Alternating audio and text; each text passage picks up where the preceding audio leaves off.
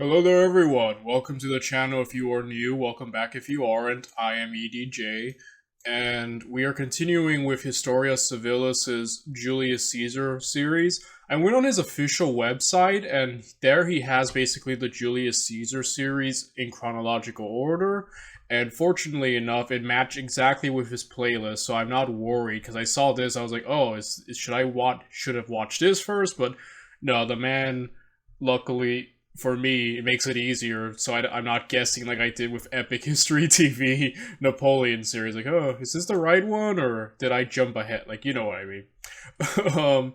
So yeah, we are now in Clodius. Last time we checked out Caesar versus Ariovistus, and so we're going to learn about Claudius, who is someone I'm not familiar with. The only Claudius I am familiar with is Emperor Claudius, you know?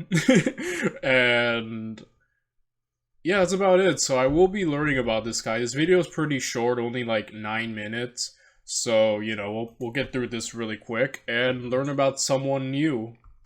Probably someone super important too later, since he's putting it like right in between Caesar's exploits.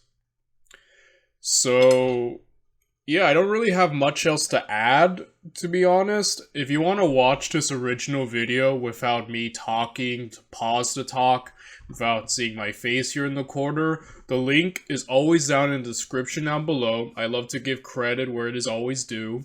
And without any further ado, let us get right into it. Let's watch his year, Claudius, 58 BCE.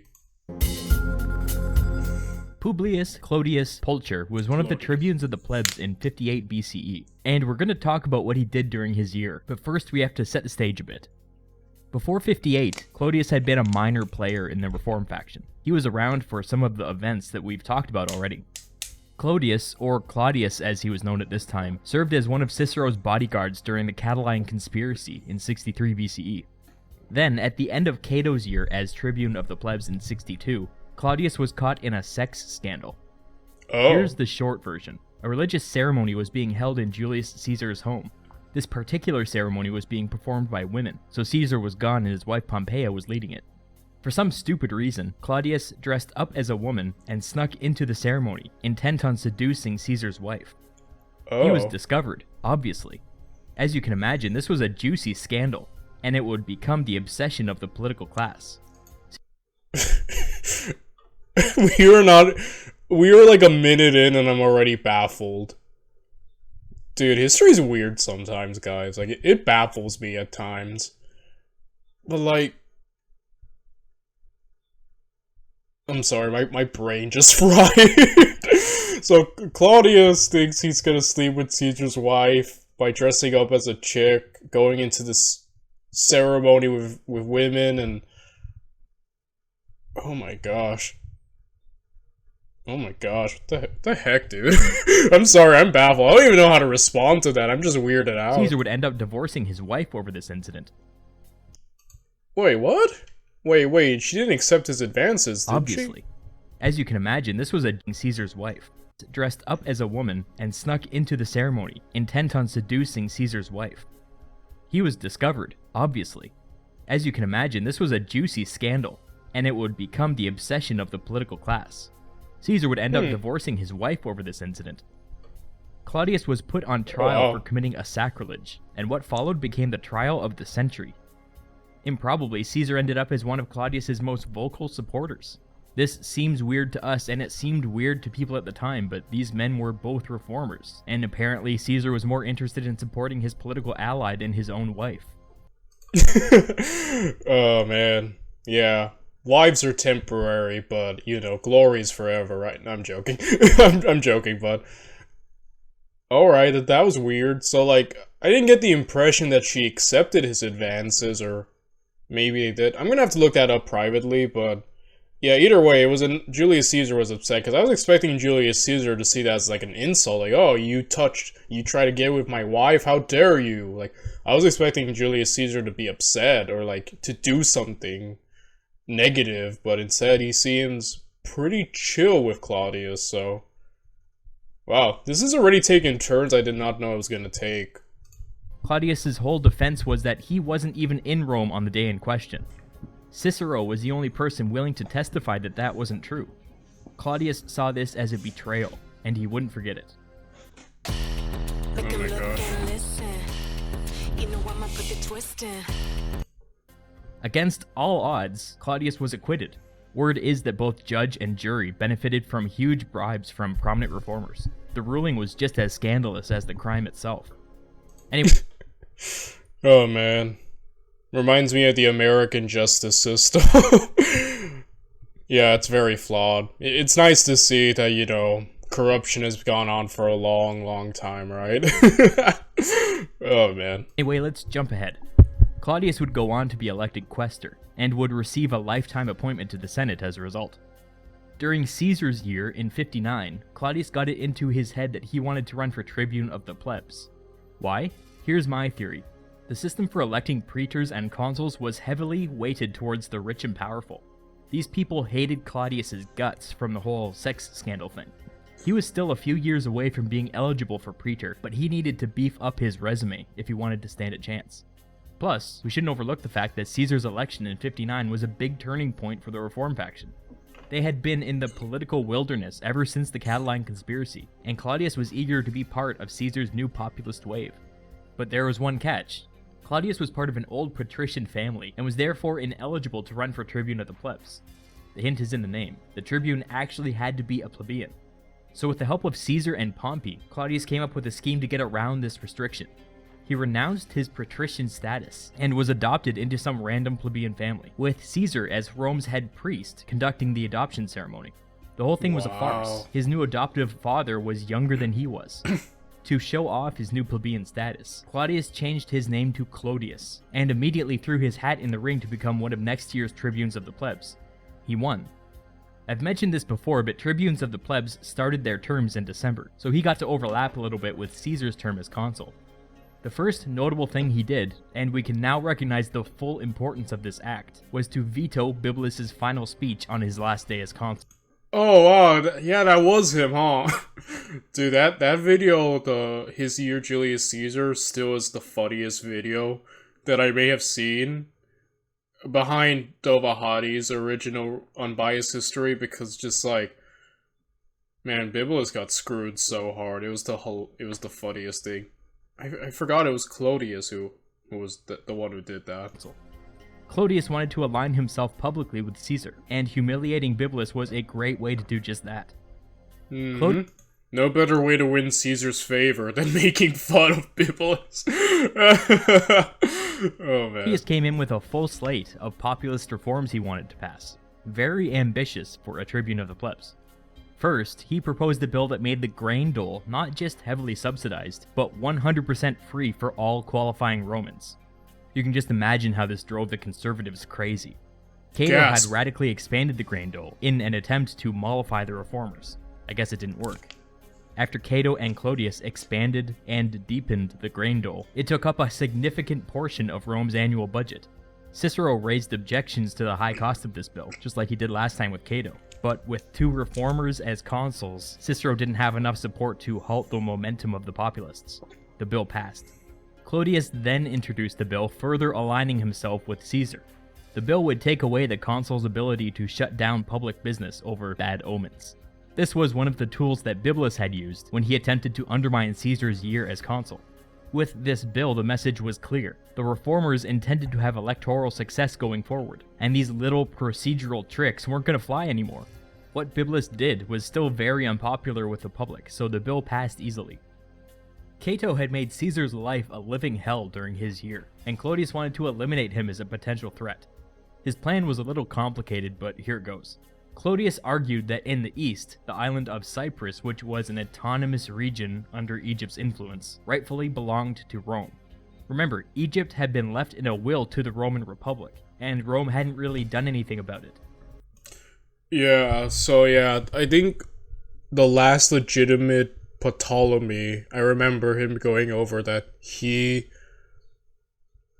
you know, basically said, here, Rome, have it, you know? Which kind of, like, I guess, changed the way I viewed the whole situation. You know, I'm like, dang, Rome legit has a claim, you know, from a Ptolemy, you know? That's insane. So, like, Yeah, it definitely made me see things differently. So yeah, Rome just has that. It's like basically right there, and eventually they do take it, but not right away though. So Caesar had settled the issue by accepting huge bribes and renouncing Rome's claim. Clodius introduced legislation arguing that this deal didn't extend to Cyprus, since it wasn't technically part of Egypt. Was Clodius right? In a strictly legal sense, maybe, but it seems clear to me that the spirit of Caesar's deal with Ptolemy was that Rome would leave Egypt alone. After only a year, Rome was beginning to chip away at that agreement. After that bill was passed, he followed it up with another one, saying that Cato should officially oversee Rome's annexation of Cyprus. This was just a ploy to get Cato out of the way, by sending him overseas to do a job that any nameless bureaucrat could do. But Cato felt honor-bound to obey the will of the Senate, so he went. Clodius was a busy lad, but it was all building to a purpose. He introduced another piece of legislation, taking away the provinces that had been assigned to the sitting consuls, and giving them more prestigious and wealthy ones instead. Clodius was doing two things here. He was signaling to the reformers that we take care of our own, and he was basically bribing the consuls for what would come next. Now the stage was set. All of Clodius's machinations so far were building to this. He introduced a bill that would make it retroactively illegal for any public official to execute any citizen without trial. Key word, retroactively. There was no mistaking who this bill was targeting. The only living person it applied to was Cicero, who had executed the ringleaders of the Catiline conspiracy in his year. He had done so with the approval of the Senate, but it didn't matter. This bill would make it illegal anyway. The two sitting consuls, being sympathetic reformers and sufficiently bribed, backed the bill. It's a testament to the strong populist energy in the air that Cicero's personal popularity in the Senate wasn't enough to stop this from happening. The bill passed. Finally, Clodius would have his revenge. He officially charged Cicero for the executions of the prisoners during the Catiline conspiracy. When they went to trial, Clodius seemed to be getting a lot of support from the people. At times, the audience in attendance... Man, I love that pettiness. Oh man, but that's great, man. Clodius, dude, I did not know much about this dude, but he's also making waves in the political realm of Rome. So that's pretty cool, man. I did not know that. Attendants could get pretty rowdy, and at the end of each day when Cicero would walk home, a group would follow him, shouting insults and pelting him with stones. Cicero began to fear for his life. After several days of this, he made the difficult decision to flee the city. Clodius jumped all over this. As soon as he found out, he introduced another bill formally banishing Cicero and seizing all of his property. The trial showed how much influence Clodius was gaining out on the streets, and the Senate didn't have the courage to stand up against him. The bill passed, and Cicero would spend the next year of his life in exile. Like the rest of the Senate, Pompey had stayed quiet during the debate to banish Cicero, but Pompey liked Cicero, and more importantly, he liked his politics. He began working behind the scenes to gather the support from other senators to overturn Cicero's banishment. Clodius caught wind of this and ordered his growing gang out on the street to focus their attention on Pompey. They gave him the same treatment they gave Cicero, and it got so bad that Pompey didn't feel safe leaving his home. They may not... Dang, dude, he's literally weaponizing people. This kind of reminds me of, like, modern, when I've noticed some, like, influential people, mainly on, like, Twitter, who will kind of, like, I'm not gonna name names, but, who kind of use their, influence to kind of detract their haters. So I don't know. Do we call it cancel culture now, I think? Well, I think it's a bit different, but yeah, that's essentially kind of what he's doing, huh? He's just weaponizing the people to, like, get rid of people he does not like. This Clodius, man. And Clodius was basically in with Caesar, and Caesar was kind of in with Pompey, at least at this point. So I wonder if this will play a part, because we know eventually, Pompey and Caesar do end up becoming enemies. So I wonder we're getting the early kind of build up to these issues, not have realized it at the time, but Clodius had effectively seized control of the government. Rome's politics were broken. But Clodius's opponents had one more trick up their sleeve, and it's the oldest political trick in the book. They just decided to buckle down and wait him out. 8 of the 10 tribunes of the plebs joined forces and blocked all significant legislation from everybody. Pompey and other senators started lobbying next year's consuls to overturn Cicero's banishment after Clodius was out of office. It would take months and months of hard work, but in time, the Senate would get Cicero home. Clodius's year may have ended with gridlock, but he would go down as the most consequential tribune of the plebs in more than 60 years. And in the years to follow, his influence would only grow. Hey. So yeah, that was super interesting, guys. I did not know about this Clodius fellow, but yeah, like I said, I think I like Historia Civilis, his videos, but I think like while he does a pretty good job covering like battles and whatnot, I think he really shines most when he's covering like the political aspects of like history, mainly like he did with the Congress of Vienna and, you know, Julius Caesar. Like, don't get me wrong, I'm not saying he can't cover the battles well, but maybe it's just because, you know, you get spoiled watching epic history TV, kings and generals who are some of the best in terms of presenting battles. But yeah, I think this is the realm where Historia Civilis shines the most, and he makes it just interesting, like, you know, how these men maneuvered around the politics of Rome, and just, you know, I think I think he's very good at that, and I haven't seen any other YouTube history channel, granted, I haven't watched a lot, but, you know, who can cover and make politics this interesting, so overall, that's what I want to say my praise there. And, yeah, that's about it.